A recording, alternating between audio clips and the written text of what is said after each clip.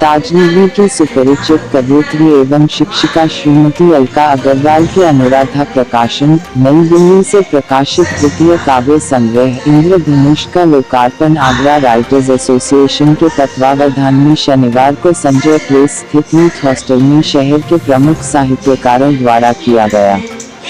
विशिष्ट अतिथि और उत्तर प्रदेश महिला आयोग की सदस्य निर्मला दीक्षित ने कहा कि अलका अग्रवाल की कविताओं में स्त्री मन के विविध भावों का सजीव चित्रण किया गया है। अलका अग्रवाल ने कहा कि लेखन न केवल लेखक के जीवन को सकारात्मक बनाता है बल्कि वह पाठक को भी अपने रंग में रंग लेता है। उन्होंने काव्य सृजन के दर्शन को इन पंक्तियों के साथ रेखांकित किया, लिखना है तो लिख ऐसा पृष्ठ न कोरा रह जाए।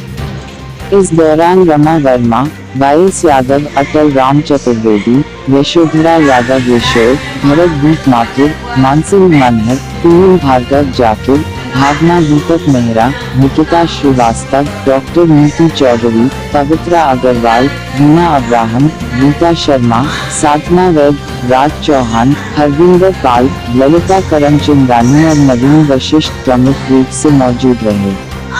आगरा से सलामुद्दीन अब्बासी, आप देख रहे हैं एबी न्यूज़ 15 सच आप तक। मेरा नाम अलका अग्रवाल है। किस तरह की काव्य कृति है ये? आज जो आयोजन यहाँ हो रहा है वो मेरी काव्य कृति है, तीसरी इंद्रधनुष काव्य संग्रह है, जिसमें मैंने 7 भावों को लिया है, अपने मन के 7 भावों को लिया है, जिसमें प्रेम,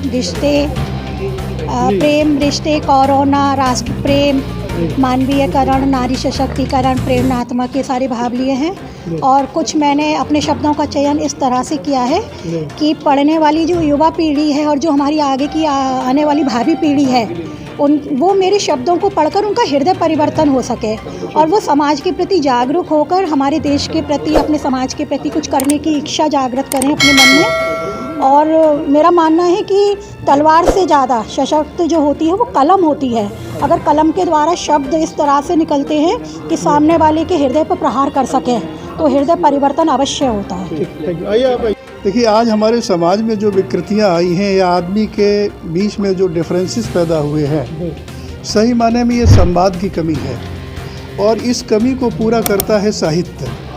तो साहित्य समाज का होता है और ये एक संवाद स्थापित करता है। दुष्परिणाम इसके ये होते हैं, अगर ये साहित्य समृद्ध नहीं होता है, कि जब संवादहीनता होती है तो संवादहीनता से अविश्वास पैदा होती है, अविश्वासों से भय, और भय से एक आतंक जैसा बनता है, तो वो किसी का भला नहीं करता है। तो साहित्य वो विद्या है कि जो समर्थ है आदमी से आदमी का संबंध स्थापित करने में, संवाद स्थापित करने में और एक विश्वास में समरसतापूर्ण, सद्भावपूर्ण समाज बनाने के लिए। काव्य कृति जो विमोचित हुई है, क्या कहना चाहेंगे? अभी मैंने कविता कल पढ़ी थी इनकी, एक उनमें से बहुत सुंदर भाव लिखे हैं, बहुत अच्छी कविता लिखी है इन्होंने। तो अभी पढ़ने का अवसर मिला नहीं मुझे, तो मैं आशा करता हूँ कि पहले की तो जो संग्रह हैं बड़े अच्छे संग्रह हैं इनके, बोलते चित्र बहुत मेरी कविता।